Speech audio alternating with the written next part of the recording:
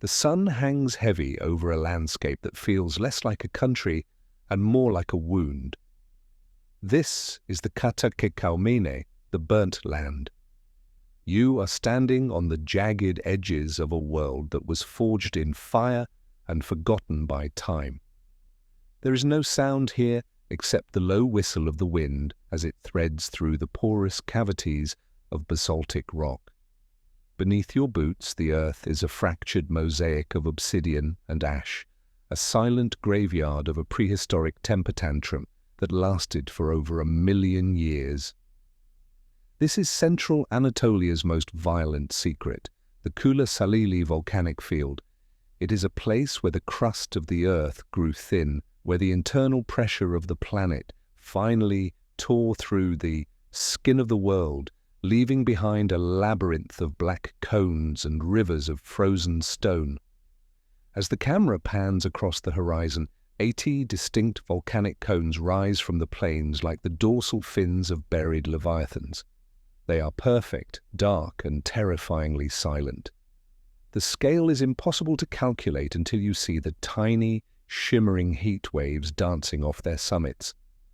These are not the lush, green mountains of the north. They are cinder cones, heaps of volcanic debris, scoria and lapilli, piled so high they pierce the clouds. Each one represents a singular moment of geological violence, a venting of the Earth's molten core. The air here is thin and tastes of minerals and dry dust. There is a profound sense of isolation, an atmospheric weight that tells you that humans were never meant to stay here. We are merely witnesses to a process that operates on a clock where 1,000 years is but a second. We move deeper into the heart of the lava flows. To walk here is to walk across a sea that froze mid-storm. The basalt flows are twisted into ropes and coils, a texture known as pahoho, reflecting the fluid, honey-like consistency the rock once had when it was white-hot and glowing. Now it is a monochromatic desert of charcoal and silver. In the midday sun, the rock absorbs the light, radiating a punishing heat that warps the horizon. It is a paradox of nature, a place of absolute stillness that vibrates with the memory of intense movement. You can see where the liquid fire once poured around ancient obstacles, carving paths through the valley, incinerating everything in its wake. It is a landscape of pure, unadulterated destruction that has become, over the eons, a masterpiece of geological art. Pause for a moment and look at the textures. The rock is sharp, glass-like, and unforgiving. If you are captivated by these hidden corners of our planet and the raw power of the wilderness, take a moment to subscribe and join us as we explore the Earth's most extreme frontiers. Hit the like button to help these silent landscapes reach the world. Beyond the black lava fields, the terrain shifts into something even more surreal. Here, the fairy chimneys of Kula rise from the earth like the spires of a Gothic cathedral designed by a madman. Unlike the soft, whimsical towers of Cappadocia, these are darker, more jagged, and infinitely more atmospheric. They are the result of a 1,000,000-year-old war between soft volcanic ash and the relentless erosion of wind and water. Towering pillars of compressed dust are capped by hard basalt boulders looking like giant, stony mushrooms or the sentinels of a vanished civilization.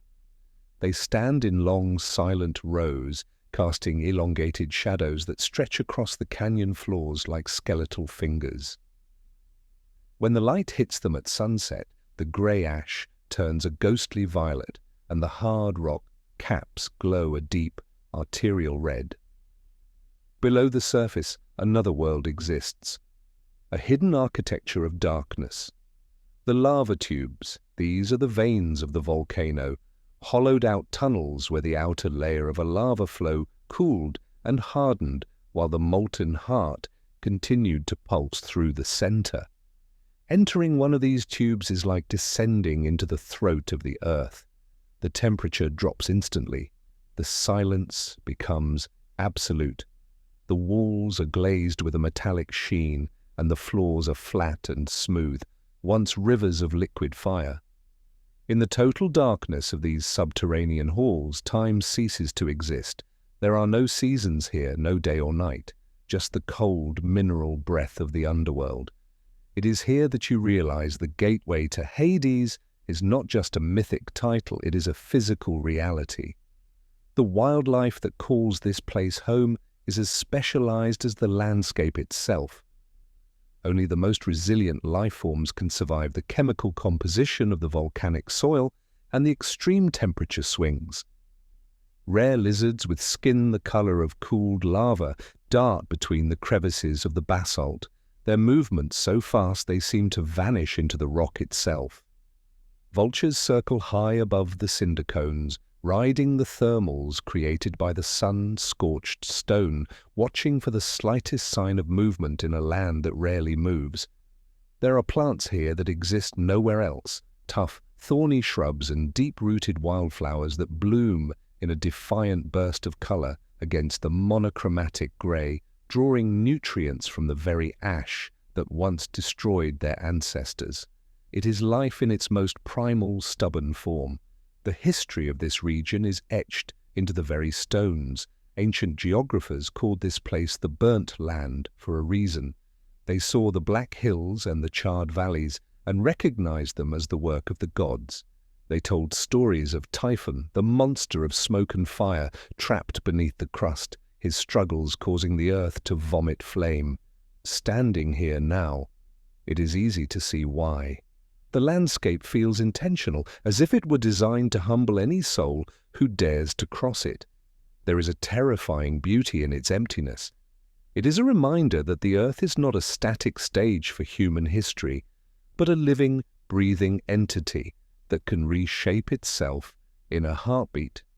As the sun begins to dip below the jagged horizon, the Kula-Salihli field undergoes a final transformation. The shadows of the 80 cones grow so long they merge into a single, unified darkness. The fairy chimneys catch the last of the golden light, standing as silent witnesses to another day in a million-year cycle. The black basalt loses its heat, and the air turns sharply cold, the desert wind picking up a low, mourning howl. It is a moment of profound clarity. You are standing on a part of the planet that has remained unchanged since the dawn of man, a place that will likely look exactly the same long after we are gone.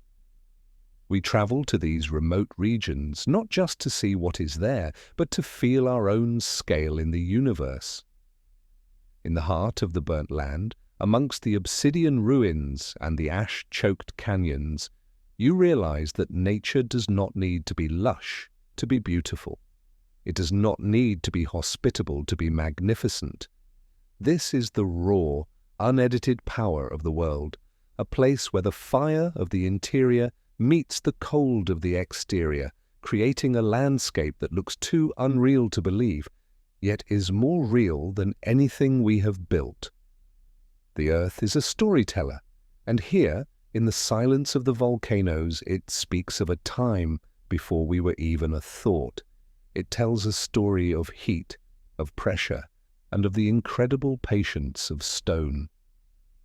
As the stars begin to pierce the velvet black of the Anatolian sky, reflecting off the glass-like surfaces of the lava flows, the line between the earth and the cosmos begins to blur. You are no longer just standing on a volcanic field in Turkey.